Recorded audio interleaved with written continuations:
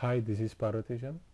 In this video, we shall discuss about creating predictive models using SAS Enterprise Miner.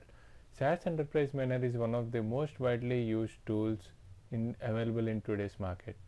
It has capacity to handle very large volumes of data. So let's have a look at the steps that are required to create a predictive model using SAS Enterprise Miner. The database that we consider for SAS Enterprise Miner is a bank database. The bank database, these all are the columns present in the bank database: age of the person, job, what job he does, marital status, education, bank balance, housing loan, whether he has taken loan, etc. So why is the criteria that we need to find. So why is whether the person can repay the loan or not. We need to split the data that we have selected from the bank database. So we need to split into training data, test data, and validation data. So for that we use the data partition node. Just link it with the stat explorer. Here we can select the amount of data that can be used for training. Here I will make it 50 here. The amount of use for validation and test 2, I can make the test data is 20. From the file import, we need to select the target variable, that is the variable which we need to find, and also we can delete the variables which are not required for the model. So to do that, right click on file import and click on edit variables. We can select all the variables that are given. So which of the variable we need to find. So this is why is the variable that I want to have as target. So I am selecting this as target. Suppose if I don't want to have a variable called pdays, so I can directly reject the variable by clicking on this rejected button, then click on OK. Now we can create a decision tree model for the same data that we have taken. To create a decision tree, drag and drop the decision tree into the diagram. So link it with the data partition. So as I'm not changing any values, I'll directly run the decision tree model here. As we can see, the tree is successfully created. So see the results, click on results here. So the tree displays the tree that has been created for the data. So and the output displays the output that has been created.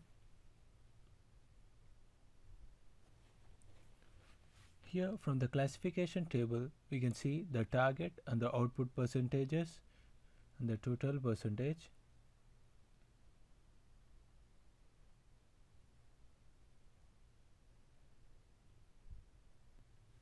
We can also create interactive decision trees. For that, first we need to add a control point. To make a decision tree interactive, first add a decision tree and link it to the control point here. Then click on interactive in the train menu.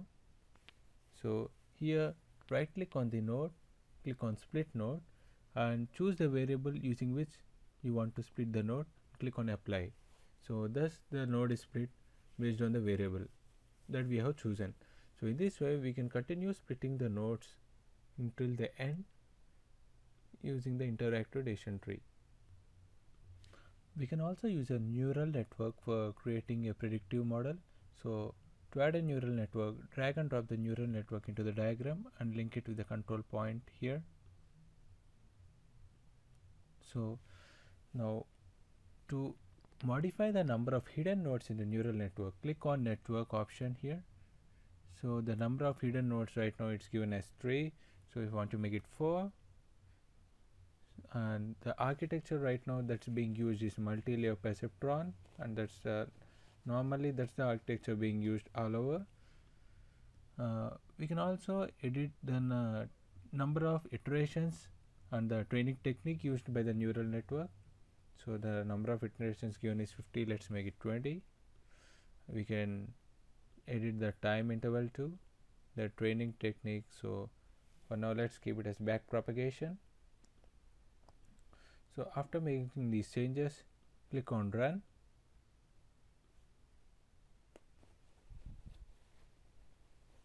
So now I can click on results. In the output we can see all the weights that have been used in the neural network. The weights like H11, H12 are all the input hidden nodes available in the neural network. If you would like to see the results of the neural network, right click on neural network and click on results. If you would like to see the mean square error by the neural network, we can see it here. The mean square error on the training was 0.069, while on the validation is 0.077 and test is 0.068, which is pretty good. So the neural network has performed well on the database. So this is how we build predictive models on SAS Enterprise Miner and analyze the data using the same.